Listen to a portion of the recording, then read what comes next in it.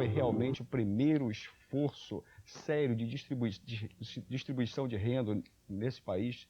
E a questão também de concentração no Brasil, o que pretende fazer o PRONA para mudar, para alterar, para acrescentar alguma coisa nesse sentido, doutor? Primeiro existe Obrigado, senhor, pelo convite, senhores telespectadores. Primeiro existe uma grande inverdade nisso.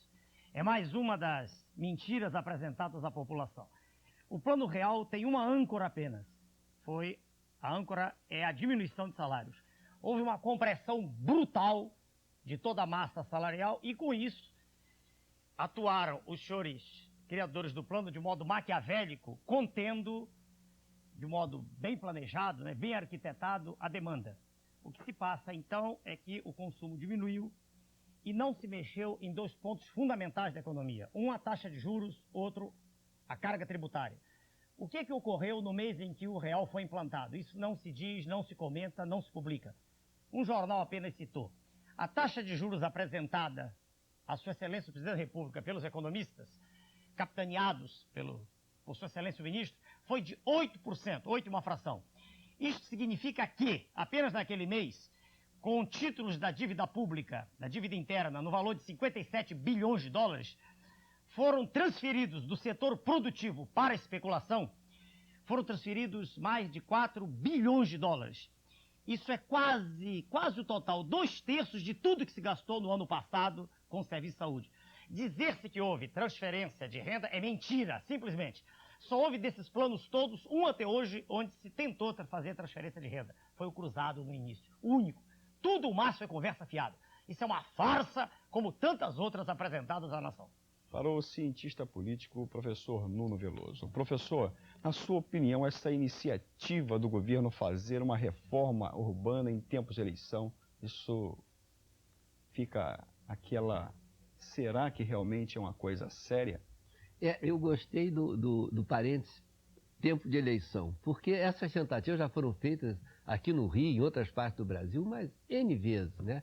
Em 88, na abolição da escravatura, aquele pessoal que trabalhava no Palácio da Quinta subiu o Morro Telhérico e formou essa comunidade que nós chamamos de Mangueira, que é o único morro existente no Brasil.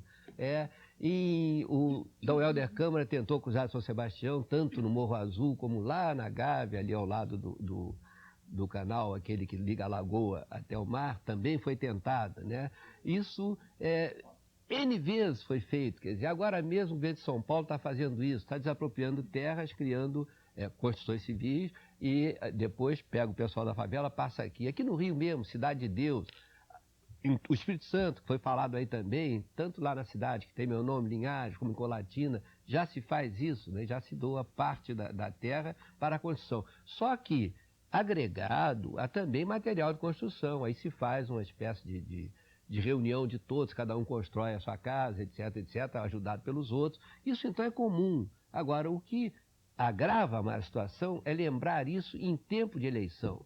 Em 1954, eu escrevi um artigo sobre esse problema e para resolver o problema da favela no Rio, eram 400 mil favelados, bastava fazer uma nova Belo Horizonte. Hoje, Belo Horizonte cresceu muito, está em perto de 2 milhões. Mas o número de pessoas que vivem em nível infra-humano no Grande Rio já está em quase 8 milhões.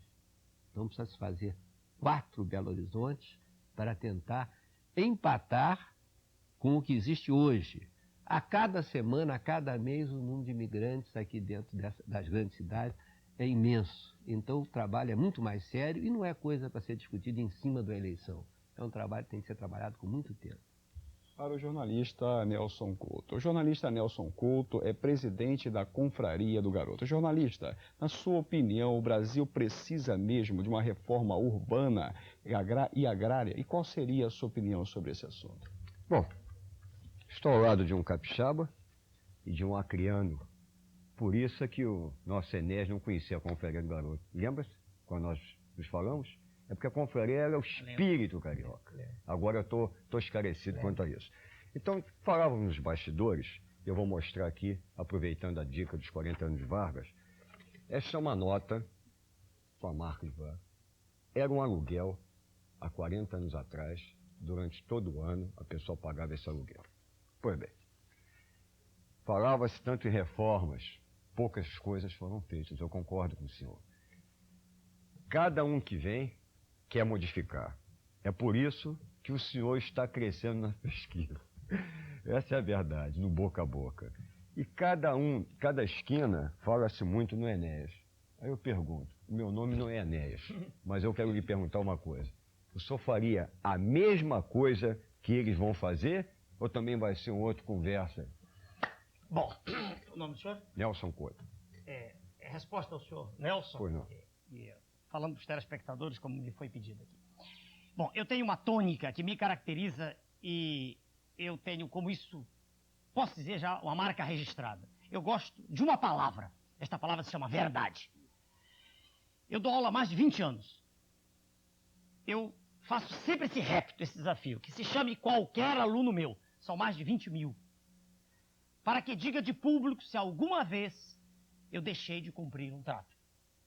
São mais de 20 anos ensinando português, matemática, física, química, biologia, medicina, diversas disciplinas. Eu, quando entrei nesse processo em 89, eu disse, não quero ser profissional de política. Não acredito nisso que está aí. Isso é uma farsa. É uma farsa, aliás, da qual participam grandes grupos poderosos que iludem o cidadão comum, que não tem acesso às informações, que não sabe que nós vivemos vilipendiados, explorados por um grupo poderoso chamado G7, cujas ordens são dadas aqui dentro sem que ninguém perceba. Fala-se internacionalização da economia. Isso é o novo nome, isso é o eufemismo apenas para neocolonialismo. Esse é que é o nome correto. Destrói-se a família. Eu quando cheguei eu vi que se estava falando sobre isso. Destroem-se valores cívicos, nada mais tem importância. No horário nobre veiculam-se cenas de sexo quase explícito. Não há nenhuma das coisas que no passado tinha importância, tem mais importância no momento. Inversão completa de valores. A tela da televisão é um instrumento de perversão. Destruição da família, destruição do respeito aos mais velhos, destruição da pátria. Bom, eu sou radicalmente contra isso. Não estou preocupado com o que a imprensa diz a meu respeito. Não me interessam os epítetos que são lançados. Isso não tem a menor importância para mim. Eu falo para o telespectador.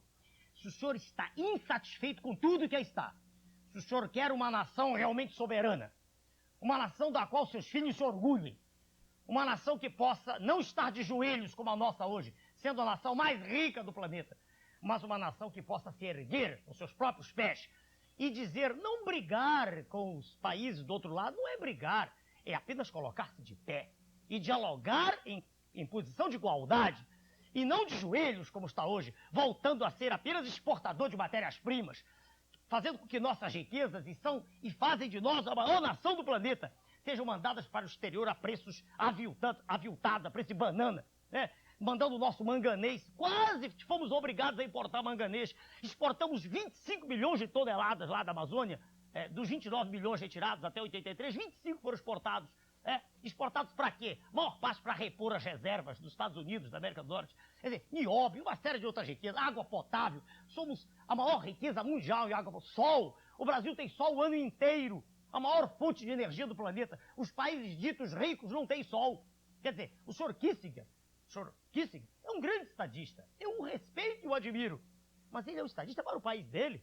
Ele está defendendo os interesses dos Estados Unidos. Nós temos que dar o nosso grito de independência econômica.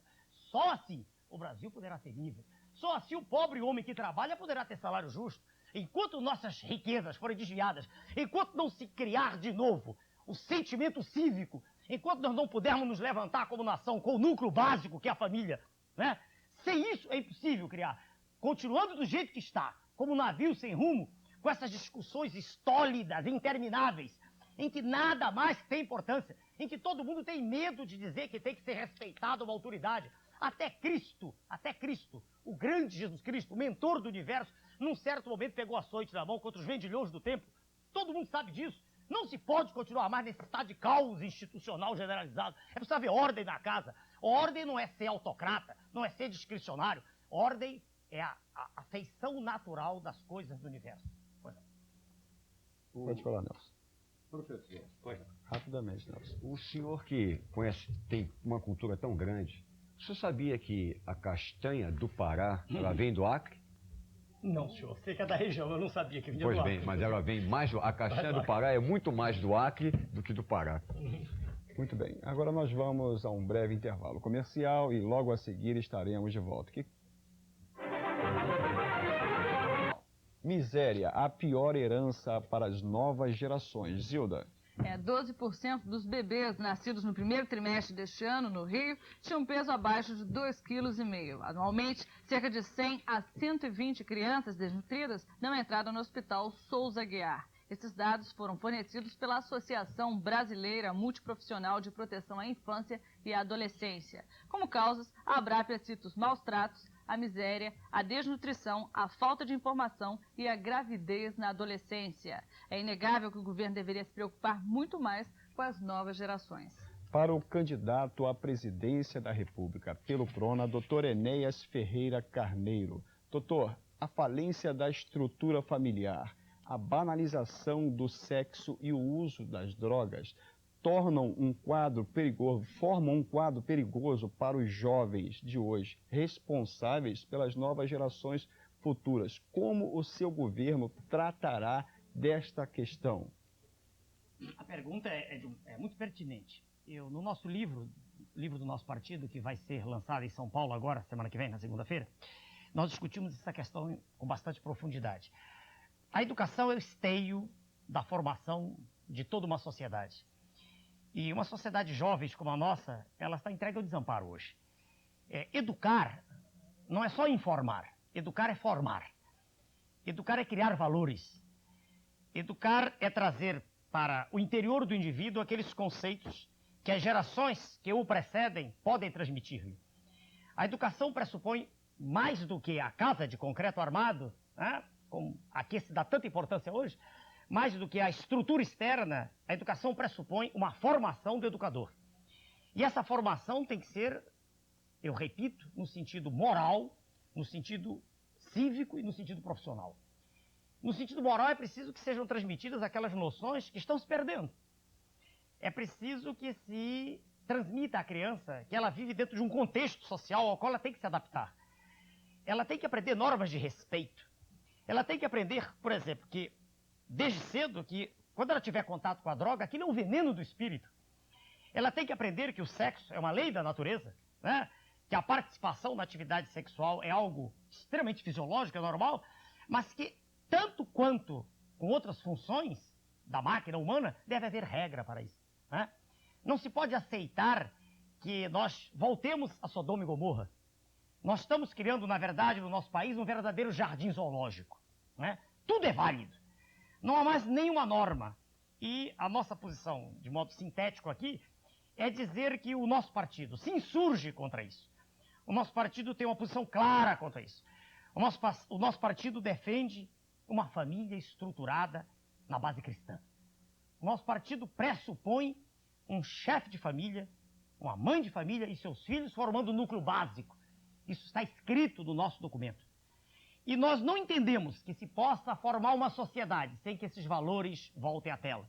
Nós não conseguimos entender, eu repito, e já há publicações em número muito grande acerca disso, que se possa transmitir por um veículo poderoso como a tela da televisão a mensagem que hoje é transferida de deterioração global desses valores. Essa é a posição nossa. Nisso se inclui a atividade sexual, se inclui a permissividade generalizada, inclusive a droga, e se inclui a desestruturação completa da sociedade, a nosso ver.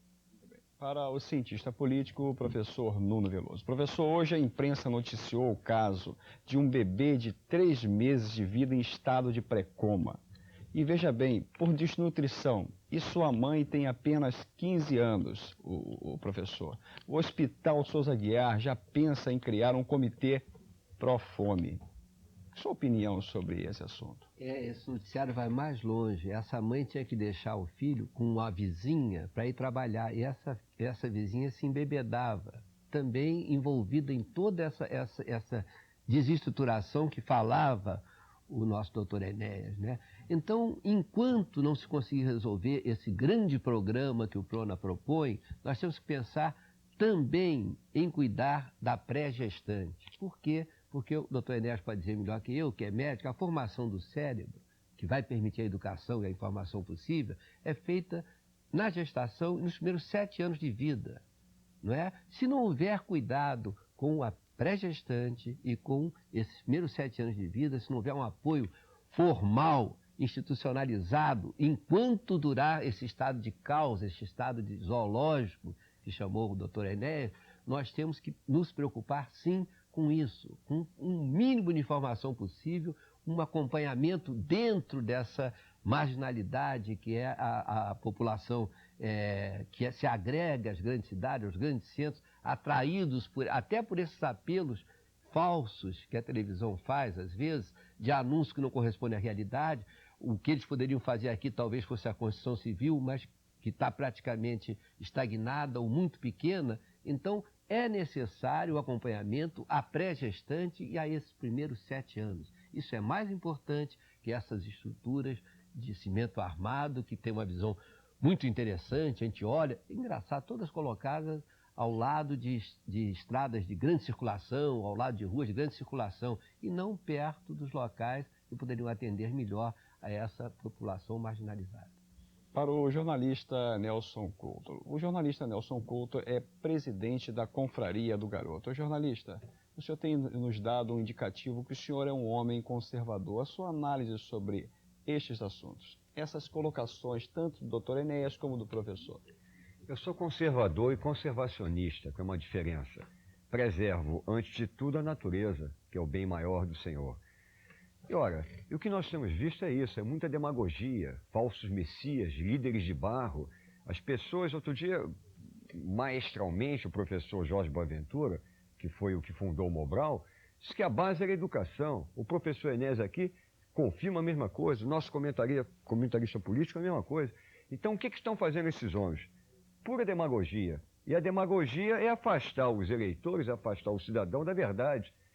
Então, eu repito, Deus, pátria e família.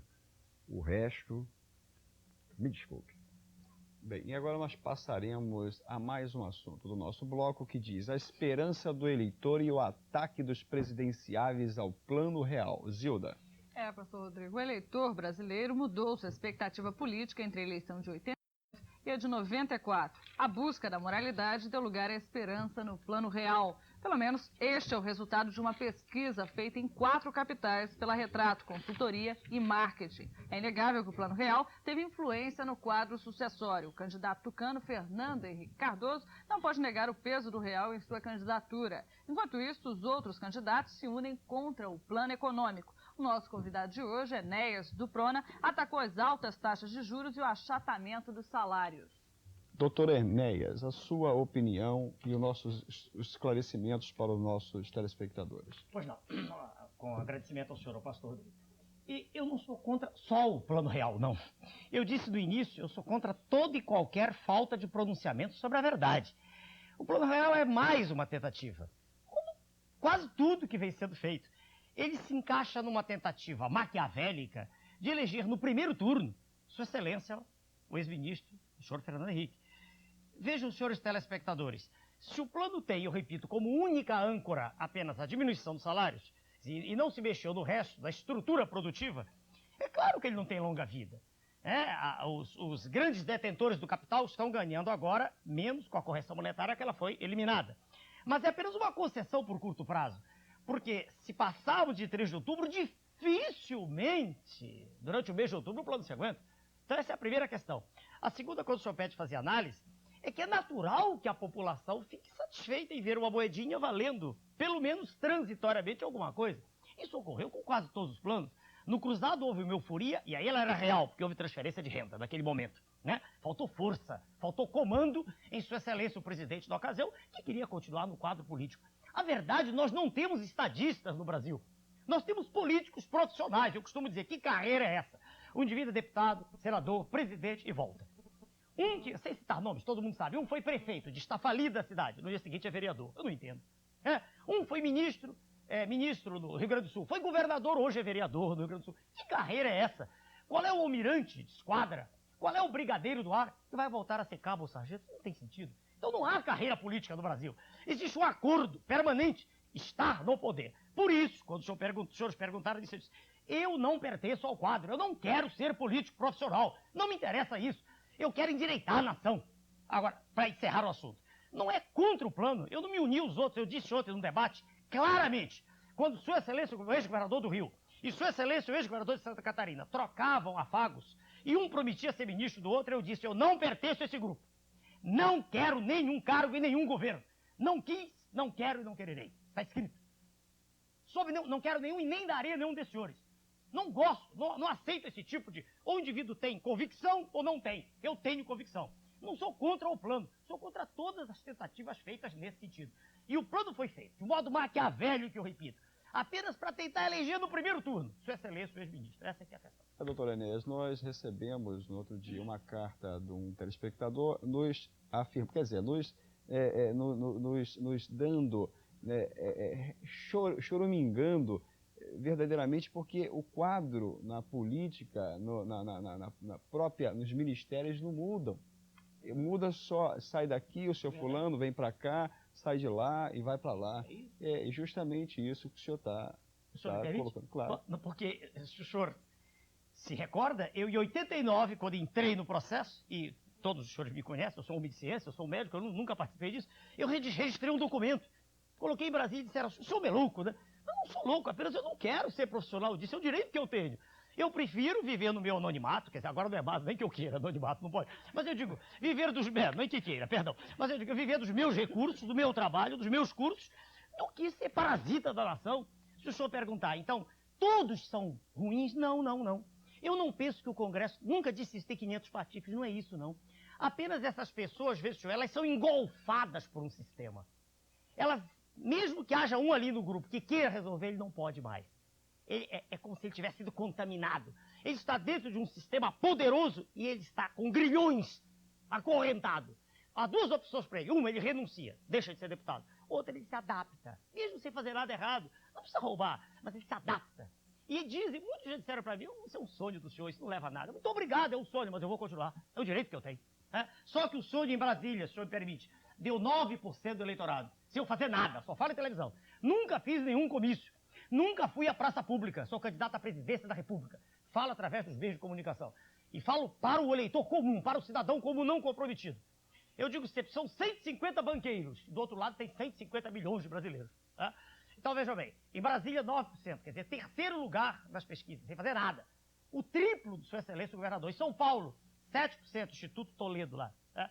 São Paulo, o dobro do ex-governador de São Paulo, com toda a máquina partidária, com o maior partido dentro do Congresso, na rua, não existe. Muito bem. Ao professor e cientista político Nuno Veloso. Professor, nós gostaríamos que o senhor fizesse duas análises em si sobre essa colocação, doutor Enéas, que o plano real verdadeiramente seria um embuste político para a eleição do candidato que está aí, criador do plano. E também nesta colocação dele sobre a forma com que se conduz o sistema parlamentar no Brasil. A primeira parte é muito fácil de dizer, quer dizer, não diria nem um embuste, ele foi levado a isso por má informação, porque ele não tem preparo para preparar nem isso. Porque a verdade é a seguinte, não se faz economia por decreto. A lei de oferta e procura é que determina o preço, gente. Então, se alguém tem necessidade de alguma coisa, é lógico que ele vai dar mais um pouco do que ele possa ter para conseguir aquilo.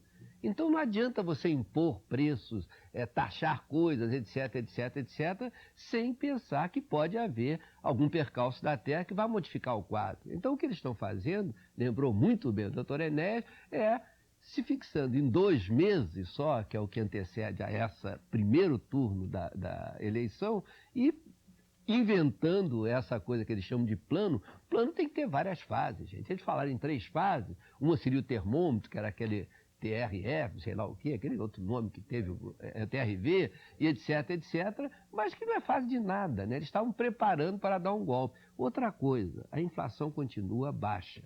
Só para dizer aos senhores que esse baixo não é tão baixo, desde que nós atrelamos o real ao dólar, né? Na Bolívia, em Porto Soares, acabei também de chegar de lá, existe um banco daquele faroeste, que é Porto Soares, que dá um juro de 12% ao ano, 12% ao ano em dólar. E tem algumas dezenas de brasileiros com $1 milhão aplicado nesse banco que tem chão ainda de terra, etc, etc. Por quê? Porque são 10 mil dólares mensais que ele ganha, né? Com 1 milhão de dólares aplicado. Isso quer dizer o seguinte, 12% ao ano, nenhum banco do mundo dá o dinheiro aplicado lá. Caimã, etc., todos esses paraísos fiscais dão no máximo 8, 7, 8, no máximo, né? Ao ano. E então essa inflação de 2% ao mês é muito grande, gente. É muito grande, por quê? Porque foi atrelado ao dólar. E no momento em que os Estados Unidos, por um golpe de mestre, está ele mesmo desvalorizando o dólar em relação ao iene e ao marco, por quê? Para recuperar o mercado interno. Então, eles propositadamente estão desvalorizando o dólar e é nessa hora que o Brasil resolve atrelar a economia ao dólar.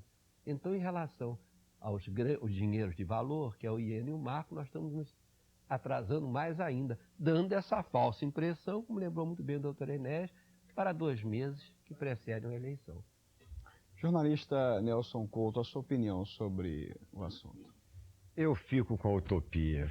Os senhores me desculpem, mas eu paguei ontem o cafezinho a 20 centavos. Consegui comprar uma cenoura a 29 centavos, se bem que ela está a 45. O pão lá na Tijuca de 9, 10 centavos, eu estou conseguindo pagar 5. A fila, doutor Enéas, ela vai quase na esquina, mas está a 5 centavos. Eu quero ficar com um sonho e tomara que esses que estão querendo fazer uma greve em setembro negro aí, não torne esse setembro tão negro, porque a dona de casa já não aguenta mais. Principalmente a dona de casa, viu, doutor Enéas? Meus amigos, porque a dona de casa é que é a grande malabarista. Ela que está nos ouvindo, que está nos assistindo agora, que pula, porque além dos aumentos dos preços, você não se encontra o quilo do arroz, o arroz em pacote a varejo de 1 quilo em todos os mercados, que é para obrigar a pessoa a comprar 5.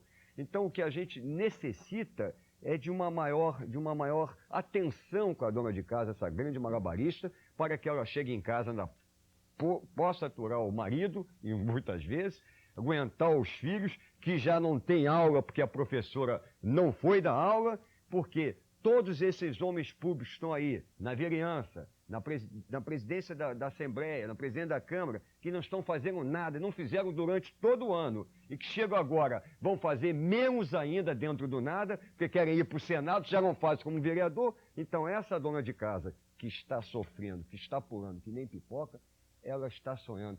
Vamos deixar ela sonhar e tomara que esse plano, pelo menos, dê certo. Este plano. Pode ser. 1 minuto, não passa disso não.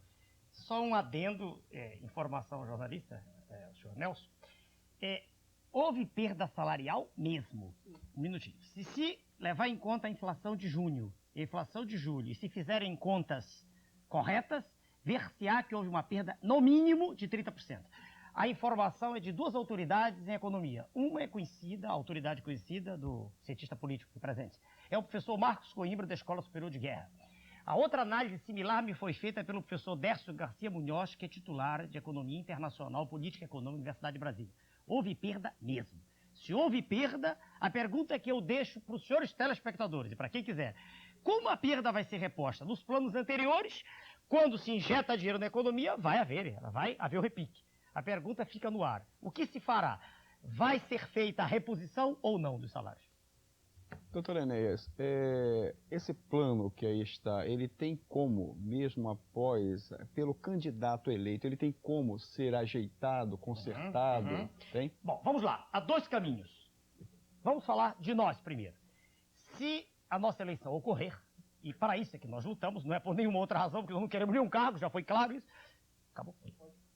Pode falar mais um pouquinho. É um pouquinho só. Se ocorrer a nossa, usaremos aquilo que tem que ser feito, que é tributação, de reduzi-la e taxas de juros reais.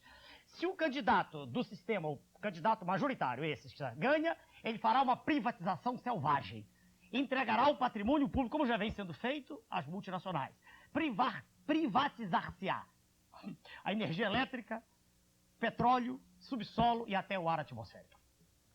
Bem, e agora nós chegamos ao final de mais uma edição de Rio Notícias e queremos agradecer aos nossos ilustres convidados pela ter aceitado o nosso convite e estar aqui desenvolvendo os assuntos desta tarde. Aqui à nossa direita nós temos o Dr. Enéas Carneiro. O Dr. Enéas Carneiro é candidato à presidência da República pelo PRONA. como também à nossa direita nós temos o jornalista Nelson Couto. O jornalista Nelson Couto é presidente da Confraria do Garoto. E à nossa esquerda nós temos o cientista político, professor Nuno Veloso. E a habitual presença de Zilda Rágio, a nossa editora e repórter. E que Deus abençoe a todos rica e abundantemente e até amanhã, querendo assim o Senhor. Boa tarde.